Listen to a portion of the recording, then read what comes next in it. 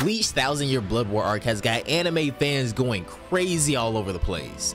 Putting aside the fact that we waited around like 10 years for the anime's return, give or take, this new chapter has so many interesting elements to explore. This is the final arc of the main Bleach manga, and the anime seems to be staying true to the source material so far, aside from a few Kubo-approved additional scenes that were more than welcomed by the fanbase. But as new characters and storylines appear before us, we have more mysteries than usual to solve. I mean, more questions than answers are coming out. For instance, what on earth was Unohana's Bankai? Before we get into all of those complex details though, let's first go over what Bleach essentially is. Our series protagonist Ichigo Kurosaki was always an oddball to say the least. Aside from his vividly orange hair, he has the strange ability to see and even converse with ghosts from birth. One day, he happens to have a fateful meeting with a Soul Reaper named Ruki Akuchiki. In a battle to save his family from a hollow, which are malevolent lost souls in the realm of the living, Ichigo ends up becoming a Soul Reaper himself with Ruki as help.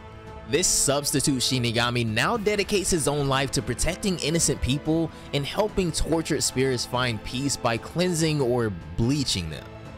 In the Thousand Year Blood War arc, years have passed since Ichigo became a Soul Reaper, and with the problems posed by Aizen seemingly settled, Ichigo and his friends now find themselves up against a new Quincy threat that threatens to destroy the entirety of the Soul Society. Soul Reapers and Hollows alike are attacked on various fronts before the fight moves to the Soul Society itself, where thousands fall in a mostly one-sided slaughter. The enemy is led by Yuha Bak, the father of the Quincy, in a bitter battle for supremacy. Episode 10, The Battle, gave us a lot more questions than answers, and there's no doubt that it was one of the best episodes in the series so far, but just what on earth happened here? The battle between Zaraki Kenpachi and Unohana Retsu reached another level, and we even saw the latter's Bankai for the first time. So let's go over who Unohana really is before we dive into her Bankai. We knew her as Retsu Unohana until now, but recently found out her original name was Yachiru Unohana. She's the current captain of the 4th Division in the Gotai 13, being Soul Society's best healer on the surface. We would recently even find out that she is one of the oldest and most experienced captains, with an insanely bloody track record hidden behind this innocent smile. She was formerly the first captain of the 11th Division and the first being to be named Kenpachi. And it would later be revealed that she ends up in Hell, gaining the epitaph of Death Sword here. As the episode proceeds, we would learn that Unohana was indeed one of the captains from the first Gotai 13, formed under head captain Yamamoto.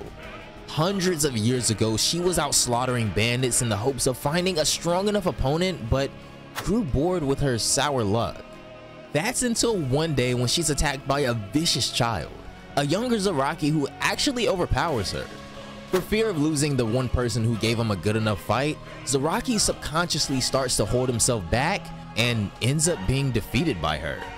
In my opinion, this is a really significant piece of information when it comes to Kenpachi's storyline, because if there ever were to be a debate on who is stronger between him and Unohana, I feel like this episode did a great job as an eye-opener.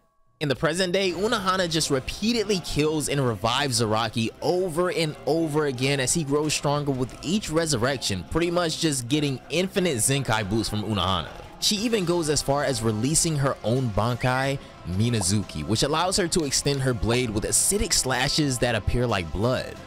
Regardless, Zaraki manages to unearth the power he repressed centuries ago and defeats her, killing her in the process. Of course, Kenpachi is not happy about losing such a strong opponent, and he immediately begins grieving her death.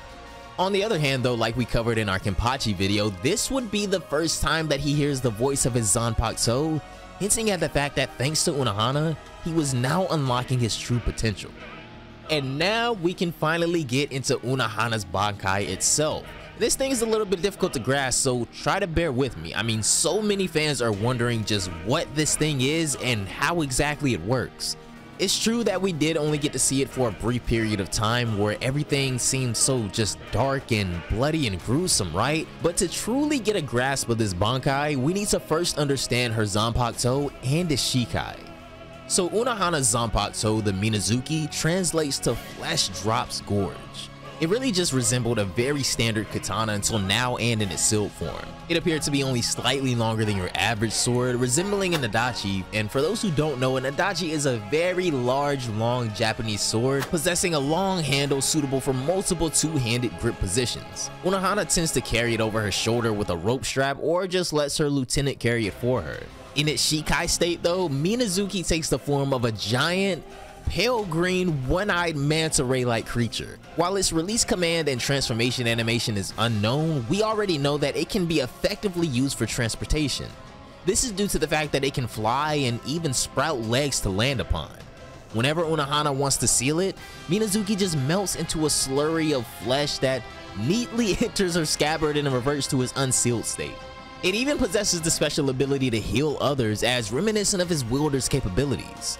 Wounded individuals are placed in its mouth, then swallowed and stored in its stomach. Its stomach acids are strong medicines and ointments which soak the injured and gradually cure all of their injuries. Its capacity seems to be about 6 beings at one time, and it'll hurl them out upon Unohana's command. It's also widely believed that this Shikai is a molecular creation, one crafted by Unohana herself to dual function as an advanced medical instrument. And we can take the word straight from Kubo himself. This Zanpakuto is one of the most powerful in the entire Soul Society. Now we can kind of move on to the Bankai itself. Minazuki, which also translated as all things end, is without a doubt a very bloody ability, right? To initiate its ominous release, Unohana cuts one of her own hands using the sharp edge of her katana. By doing so, her own blood runs along the length of the blade, and the Zanpakuto itself liquefies into a thick, vicious, blood-like substance. Subsequently, the same blood-like substance appears surrounding both Unohana and her foe, creating a blood field that encompasses the entire space around her. This liquid essentially flows off her Zanpakuto, and once the majority is exuded, the remainder solidifies into a shortened katana in Unohana's hand. Don't let its appearance fool you though, because this sword is strong and sturdy enough to clash against Zaraki's blade. And on another note, it's even strongly believed that this liquid is the blood of every single person cut down by Unohana's Zanpakuto.